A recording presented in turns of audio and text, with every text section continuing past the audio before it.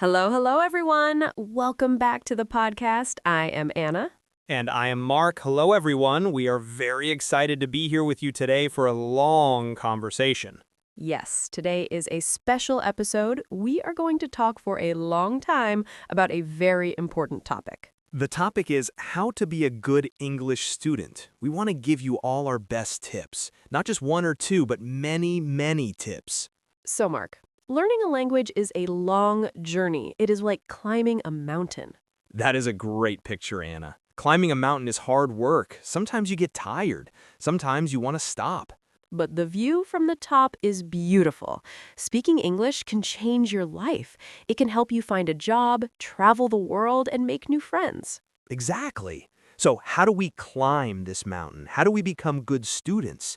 Let's start with the basics. I think the first thing is motivation. Why are you learning English? Yes, you need a strong reason. If you do not have a reason, you will quit when it gets hard. For example, are you learning for your job? Are you learning because you want to travel to America or England?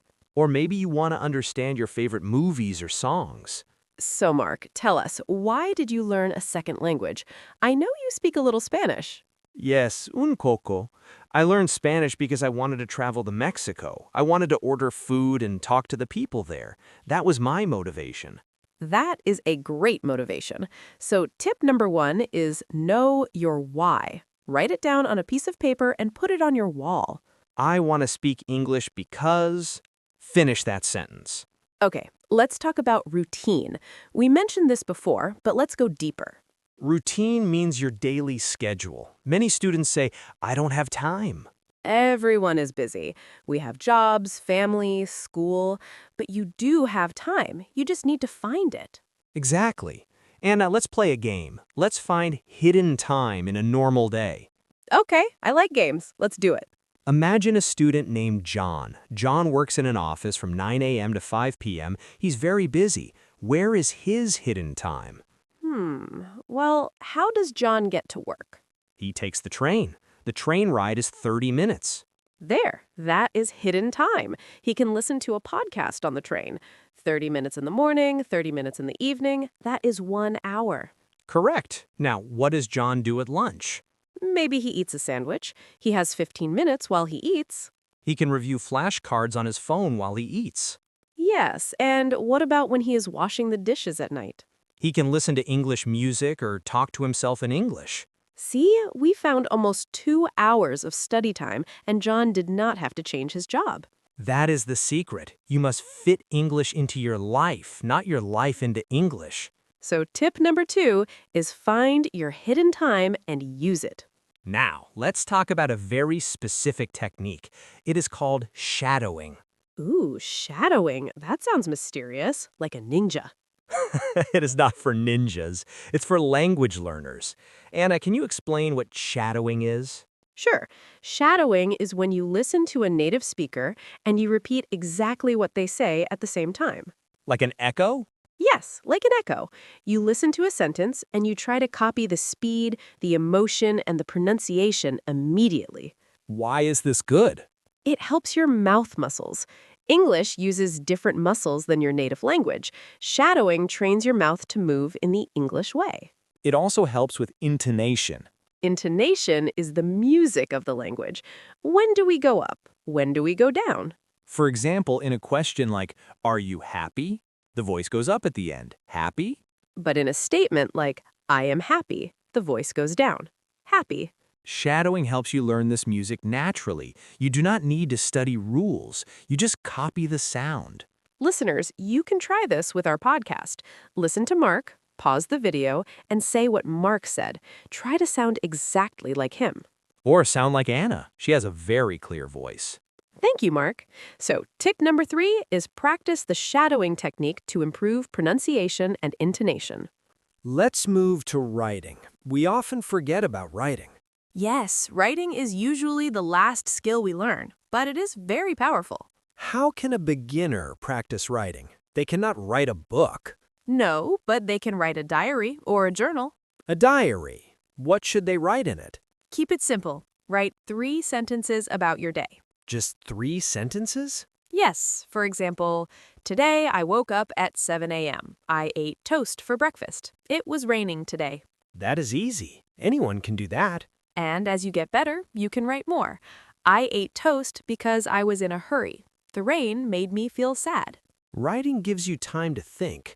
When you speak, you have to be fast. But when you write, you can be slow. You can check your dictionary. Exactly. It helps you find the holes in your vocabulary. What do you mean by holes?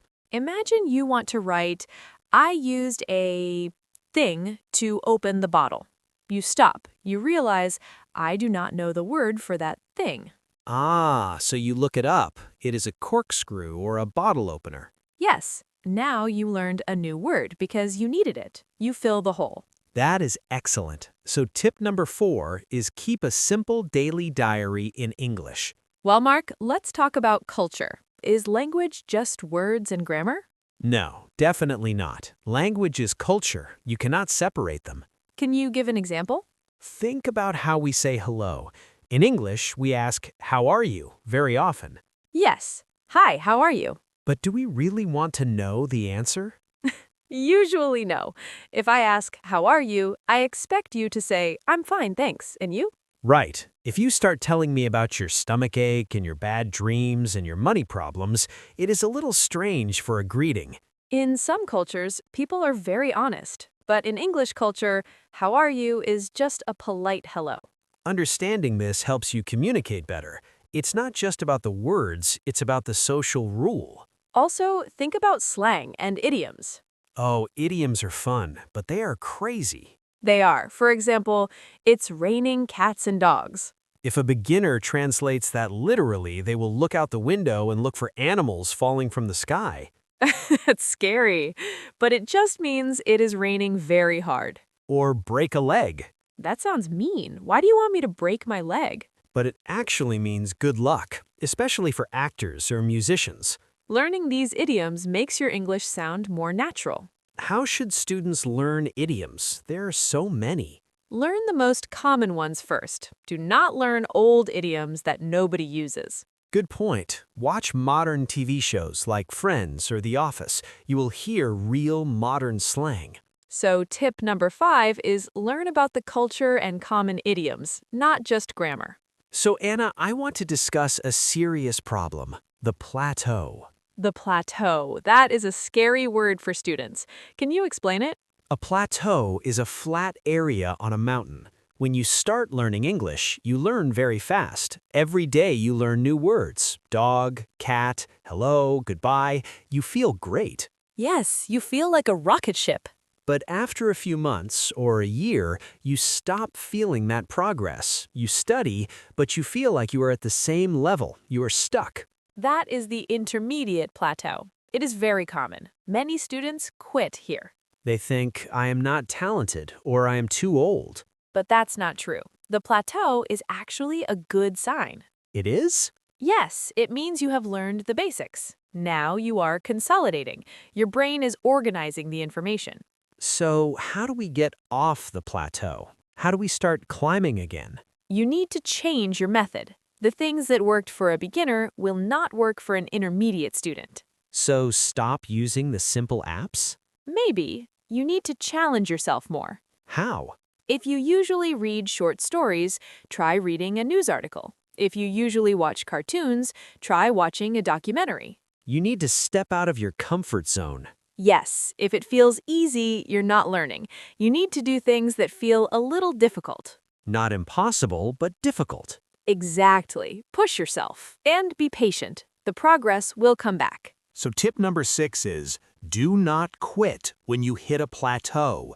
Change your methods and challenge yourself. Mark, let's talk about tools and resources. What are the best tools for students in 2024? We are very lucky to live in this time. We have the internet. Yes, we have dictionaries on our phones. Which dictionary do you recommend? I like the Cambridge Dictionary or the Oxford Learner's Dictionary. They explain words in simple English. That is a great point. Beginners often use Google Translate or a bilingual dictionary, English to Spanish or English to Chinese. That is okay for absolute beginners, but as soon as you can, switch to a monolingual dictionary. English to English. Yes, if you look up the word huge, the dictionary says very big. Now you learned a synonym. You learned 2 words. It helps you think in English. Another great tool is YouTube, like our channel. Yes, there are so many teachers on YouTube. You can learn grammar, pronunciation, everything. But be careful. Do not just watch.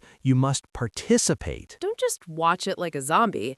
Take notes. Repeat after the teacher. Write comments. Active learning is always better than passive learning. What about AI, like ChatGPT? Oh, AI is a new and powerful tool. You can treat AI like a conversation partner. You can say to the AI, please correct my grammar, or let's practice ordering coffee. Yes, it's free, and the AI never gets tired. It is very patient. So, tip number 7 is use modern tools like English to English dictionaries and AI to practice. Anna, let's do a little role play. A role play? Okay. I will act like a bad student, and you act like a good student. Let's show the difference. Okay, I am ready. Ugh, Anna, I don't want to study today. I'm tired. I'll just study for 5 hours on Saturday. No, Mark. Remember consistency.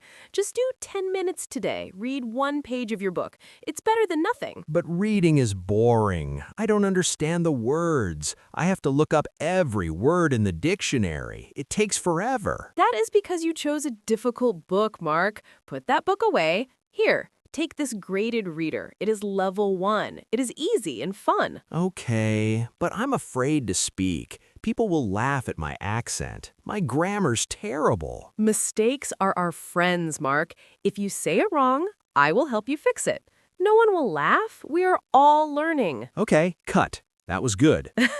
You are a very convincing lazy student, Mark. I've had many lazy days in my life, so I know the feeling. We all have. But the good student response is always keep it small, keep it simple, and keep going. Well, Anna, I think we should answer some questions. I imagine our listeners have some specific questions. Let's pretend we have some questions from our mailbag. What is the first question? Here's a question from Lisa from Brazil. Lisa asks, how can I improve my English spelling? English spelling is so crazy. Oh, Lisa, I feel your pain. English spelling is crazy. Through, though, thought, they look the same but sound different. What is your advice for spelling? My advice is read more. Reading helps spelling? Yes. When you read, you see the shape of the word. You see it again and again. Your brain takes a photograph of the word. Also, try writing the word by hand, not typing. Use a pen and paper. That physical connection helps memory. I also suggest playing word games like Wordle or Scrabble or crosswords. Yes, games make spelling fun, not like a test. Okay, next question. This is from Kenji from Japan. Kenji asks, I can read English well, but when I speak, my mind goes blank. I forget everything. What can I do? This is a very common problem. It's called performance anxiety. You know the words, but stress makes them hide. Kenji, you need to slow down. Many students try to speak fast because they think native speakers are fast. But it's okay to be slow. It's okay to pause. Learn filler words. Filler words? Like what? Words like, well, let me think. That is a good question. You know. Ah, these words give you time. Yes, if you forget a word, say, well, let me think. This buys you 2 or 3 seconds to find the word in your brain. And it sounds very natural. Native speakers use filler words all the time. Also, Kenji, stop translating. If you translate from Japanese to English in your head, it takes too much energy. Try to think in simple English sentences. Even if the sentence is very simple, I want water. It's better to say that quickly than to struggle with a complex sentence. Great advice. Do we have one more question? Yes, from Ahmed from Egypt. He asks, can I learn English only by listening to music? Interesting question. Only music? What do you think, Anna? I think music is helpful, but it is not enough. I agree. Songs are poetry. They break the rules of grammar. Yes, sometimes singers change the pronunciation to make it rhyme, or they use very strange metaphors. If you speak like a rapper in a job interview, you might not get the job. Exactly. Use music to get motivated. Use music for listening practice. But you also need to read, speak, and study real conversations. So, Ahmed, use music as part of your diet, but not the only food. Mark, we have covered so much today. I feel like we've written a whole book. We have. Let's do a very quick summary of the new tips we added. Okay. 1. Know your motivation. 2. Find hidden time in your day. 3. Shadowing for pronunciation. 4. Keep a diary. 5. Learn culture and idioms. 6. Push through the plateau with challenges. 7. Use monolingual dictionaries. That is a powerful list. If you do these things, you will become a good English student. But remember, you do not have to do them all today. Pick one. Start with one new habit. Yes, maybe start with the diary or start with the hidden time. Learning English is a lifestyle. It becomes part of who you are. And we're here to help you.